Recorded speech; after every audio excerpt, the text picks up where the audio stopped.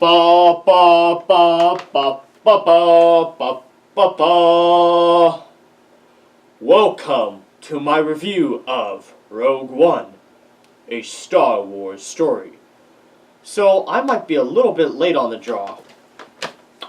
I just saw Rogue One a few nights ago, and I am just going to quickly tell you my Darth Dana's thoughts on the flick. So Rogue One is the first Star Wars anthology film. It takes place after Revenge of the Sith, but before Star Wars A New Hope. Almost directly before. It follows the character Jyn Erso, who is actually the daughter of one of the lead Death Star engineers. Galen Erso, played by Mads Mikkelsen. Felicity Jones plays Jyn Erso. I have to say, all in all, very fun, very solid movie. Is it a Star Wars movie? Yes and no. What I mean by that is that yes, it takes place in the Star Wars universe. Yes, it has a lot of Star Wars-y action, a lot of Star Wars-y moments, but at the same time, it doesn't feel like a Star Wars movie in the traditional sense. What I really mean by that is that it really does focus more on like the dramatic, sort of dark moments. It's a much more grim feel to the movie as a whole from start to finish. One thing is that the movie does not even open with the opening crawl, which every Star Wars movie to date has, so that's a first. Like, that right off the bat should tell you that it's not a traditional Star Wars movie by any stretch of the word. No, Rogue One is really a war movie. It's really a war drama movie. Now, Forrest Whitaker is also in this movie, and he sort of plays the former mentor of Jyn Erso. There's a lot of other characters. There's this one actor who I believe was in Crouching Tiger, Hidden Dragon, and he plays a man who's not really a Jedi, but he's blind, and he's a really cool character. But who really steals the show as far as new characters is concerned is the new robot voiced by Alan Tudyk. This robot is just hilarious. He just has a lot of really just awesome, like, timeless lines. He's funny, but he's also very blunt. But he's sort of a sardonic sense of humor. But I honestly think he's one of the best Star Wars robots we've seen to date. And he's actually, does stuff, too. He's not just like, "Oh, R2, I'm C-3PO, and I like to complain all the time." No, like, he actually fights and does things and helps the characters, which I thought was really cool and a breath of fresh air. Now, all I'll say about this movie is that I know everybody who hasn't seen it yet is thinking is Darth Vader. Yes, Darth Vader is in this movie.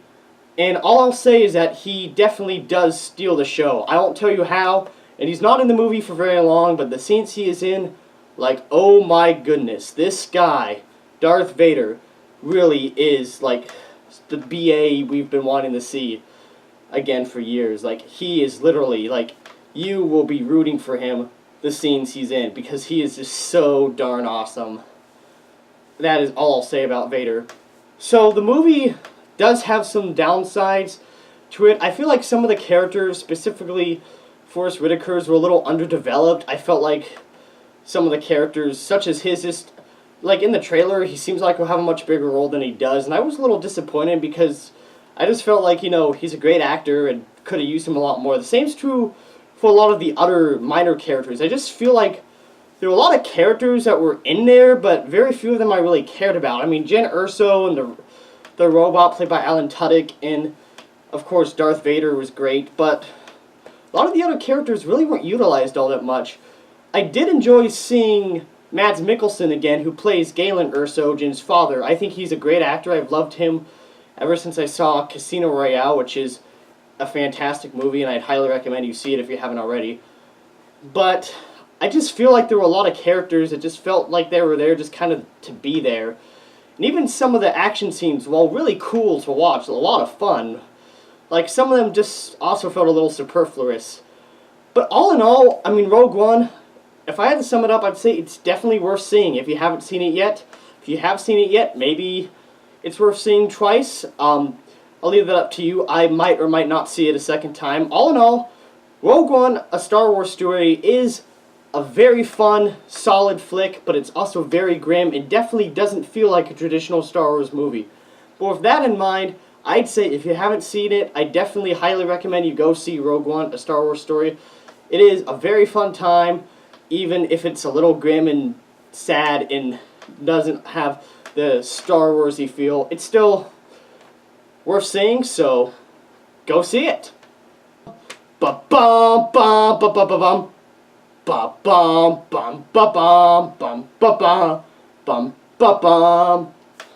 I find your lack of faith disturbing.